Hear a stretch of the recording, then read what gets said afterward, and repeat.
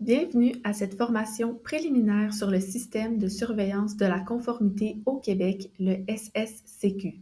Dans le présent vidéo, nous vous présenterons les trois fonctions suivantes: la création de dossiers, l'ajout de documents et le téléchargement de fichiers. Nous sommes présentement à la page d'accueil de l'application. La présente capsule suppose que l'utilisateur est déjà connecté à l'application. Pour toute information relative à la connexion, veuillez consulter la vidéo intitulée Première connexion et connexion subséquente ou encore référez-vous au guide de l'utilisateur. Donc, à partir de la page d'accueil, la première étape est de cliquer sur le menu Entité visée. Une page apparaît avec la liste des entités visées auxquelles vous avez accès. Pour certains d'entre vous, comme ici, il n'y a qu'une seule entité visée. Cliquez sur l'hyperlien de l'entité visée de votre choix. Une page apparaît alors contenant plusieurs onglets, tous associés à l'entité visée sélectionnée, ici l'entité fictive Parc éolien Horizon. Par défaut, l'onglet Mandat est sélectionné à l'ouverture de la page. Assurez-vous que ce soit bien le cas avant de poursuivre. Dans l'onglet Mandat, vous trouverez les mandats initiés et publiés de l'entité visée sélectionnée. Cliquez sur le mandat où vous souhaitez travailler.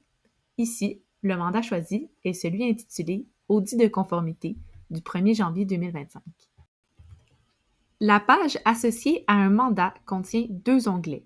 L'onglet Documents est sélectionné par défaut. Assurez-vous que ce soit le cas avant de poursuivre. Pour en savoir davantage sur le second onglet, l'onglet Informations, nous vous invitons à consulter la vidéo portant sur la création d'un mandat. Dans l'onglet Documents, vous disposez de trois boutons: Créer un dossier, Ajouter un document et Télécharger la sélection. Commençons avec la création de dossier.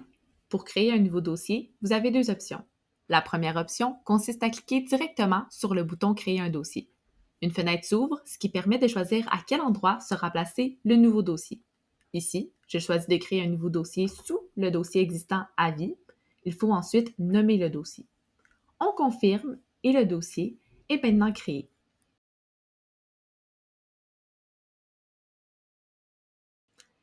La deuxième option consiste à choisir au préalable l'emplacement du nouveau dossier.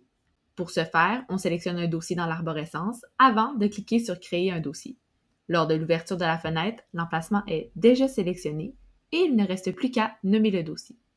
On confirme et encore une fois, le dossier est créé à l'emplacement désiré. Passons maintenant à l'ajout de documents. Tout comme pour la création de dossier, deux options s'offrent à vous. La première option consiste à cliquer directement sur le bouton Ajouter un document. Une page s'ouvre et vous devez sélectionner l'emplacement désiré pour ajouter les documents. Ensuite, vous choisissez le ou les documents que vous souhaitez ajouter. Pour ce faire, vous pouvez cliquer sur le bouton Choisir un fichier ou glisser les documents dans l'encadré de dépôt. On enregistre et les documents sont ajoutés. La seconde option consiste à sélectionner au préalable l'emplacement désiré pour l'ajout de documents. Il faut ensuite cliquer sur Ajouter un document. Une page s'ouvre avec le lieu de dépôt déjà sélectionné. Il ne vous reste donc plus qu'à téléverser les documents de votre choix dans l'encadré de dépôt. On enregistre et les documents seront ajoutés à l'emplacement désiré.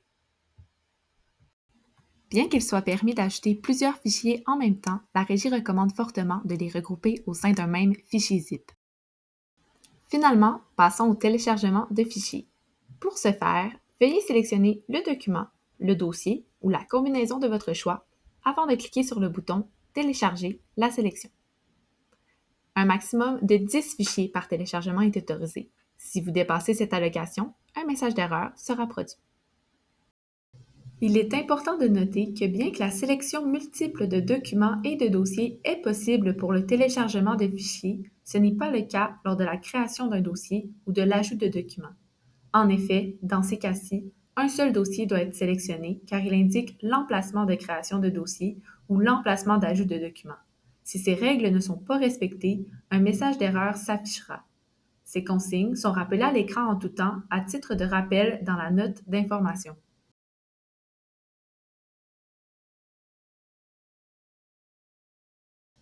Voici ce qui conclut cette formation préliminaire sur le système de surveillance de la conformité au Québec, le SSCQ, portant sur la création de dossiers, l'ajout de documents et le téléchargement de fichiers.